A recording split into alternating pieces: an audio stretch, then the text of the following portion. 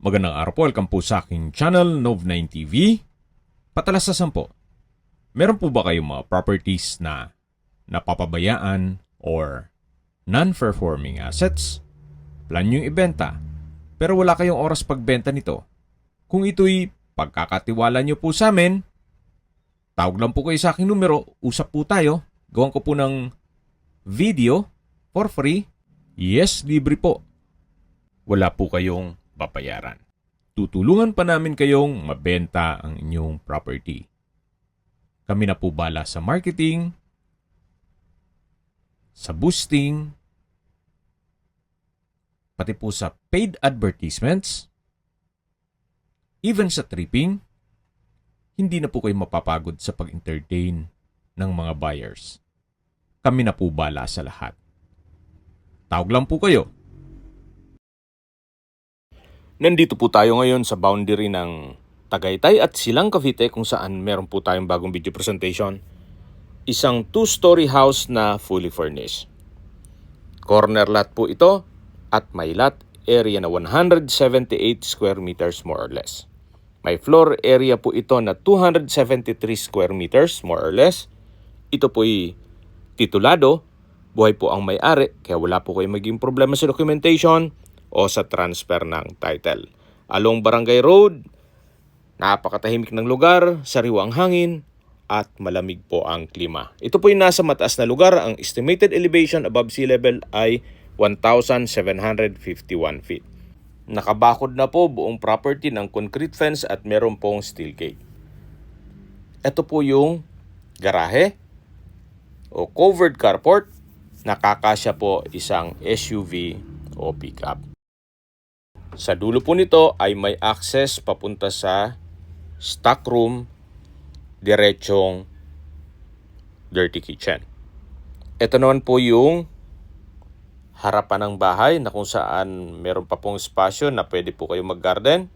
At sa dulo po ay merong hangout area. May ilang ornamental plants sa paligid nito at yan po yung pasad.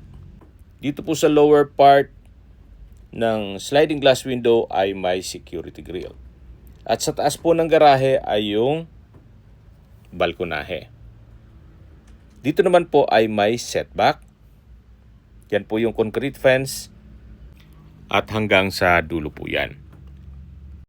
Ito pong bahay ay may 4 bedrooms at 3 toilet and bath. Meron din pong powder room. Yan po ulit yung garahe at sa taas po yung balkonahe.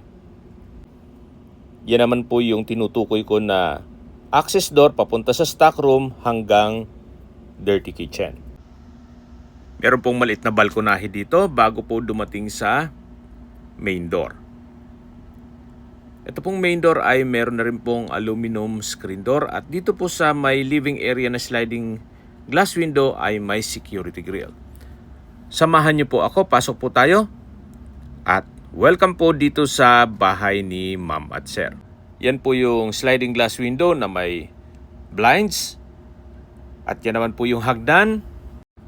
Ito po ay well maintained kaya ready for occupancy. Once na ma-acquire niyo po ito, pwede na pong lipatan kaagad. At gaya na sabi ko sa inyo kanina, ito po ay fully furnished. Siyempre, pera lang po sa mga personal stuff ni owner. Yan po yung living area na may sofa set at yung dining area na may 4-seater na dining set. At mula po dito sa living area, dining area hanggang formal kitchen, open concept lang po. Wala pong partitions, kaya maaliwalas. At check po natin dito naman sa may formal kitchen. Meron pong breakfast nook na may high chair, may kitchen countertop, kitchen cabinet, or storage ng kitchen utensils. Ito po yung naka-tile kitchen wall para mas madaling linisin at may refrigerator. Ito naman po yung office. Or pwede rin pong i-convert ito na music room or family area o family room. So, depende po sa inyo kung ano maging use nyo yan. Pero kung sakaling malaking pamilya naman kayo, pwede naman pong another room po yan. At dito naman po sa kabilang side ay yung common toilet and bath. Halos katabi lang po nung office. Check po natin.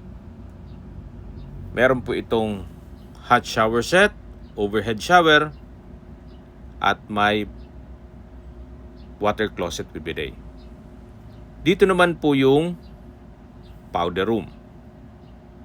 Naka-tile bathroom wall, may water closet, at may bathroom window. Yan po yung powder room, at dito naman po yung unang na-present ko sa inyo ay yung common toilet and bath.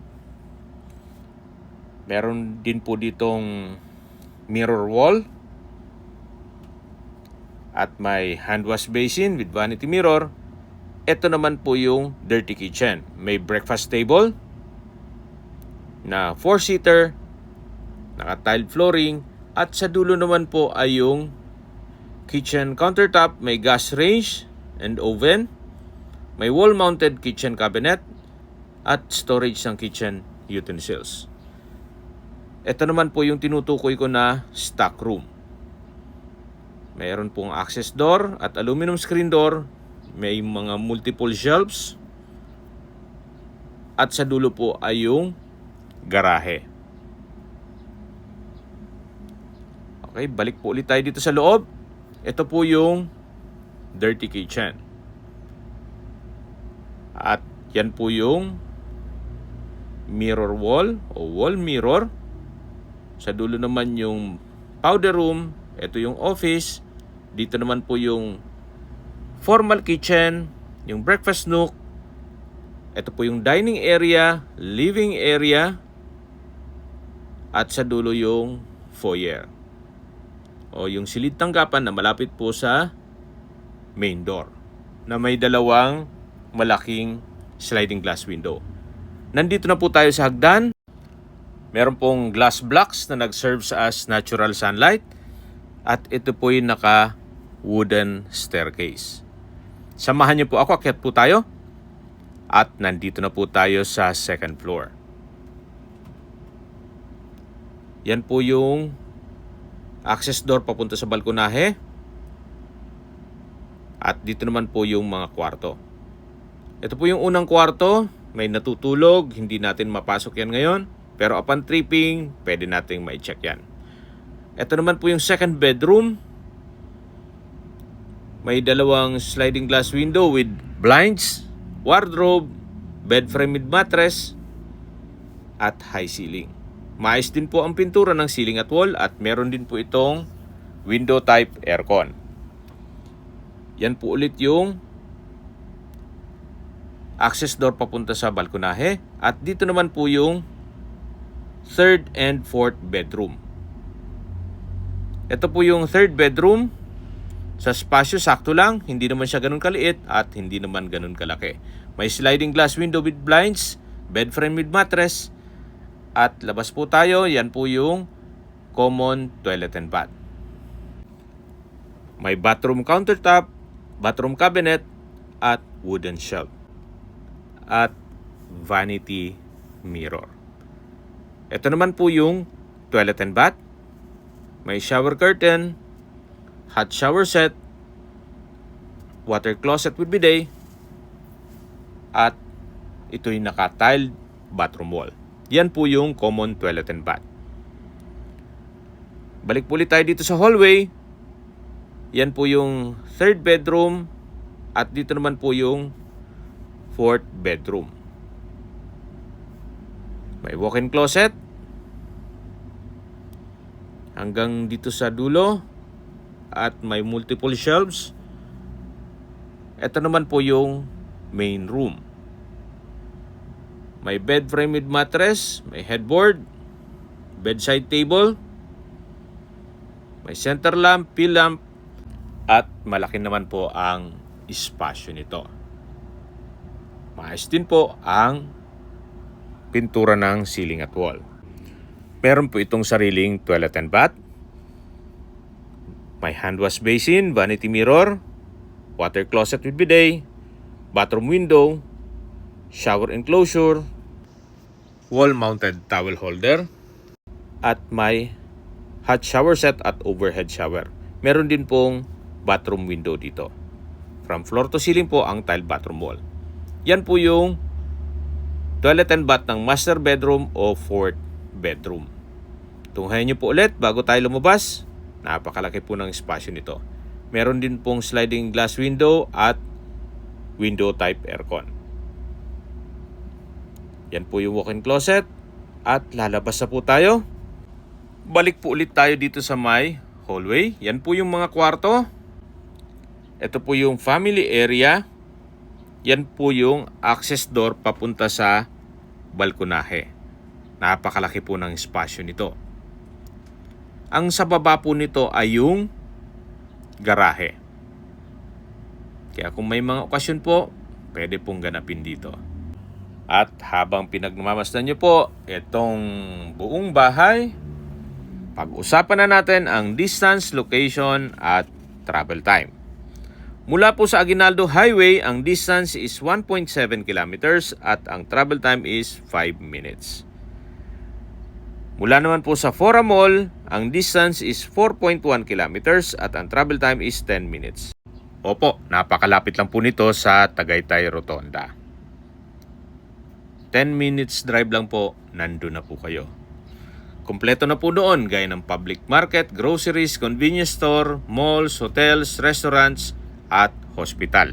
Yan po yung lagi kong binabanggit sa inyo na dapat nyo i-consider sa paghanap ng property ay yung meron pong malapit na hospital. Hindi ko naman po sinasabing sakitin kayo, yan naman po for emergency purpose lang naman.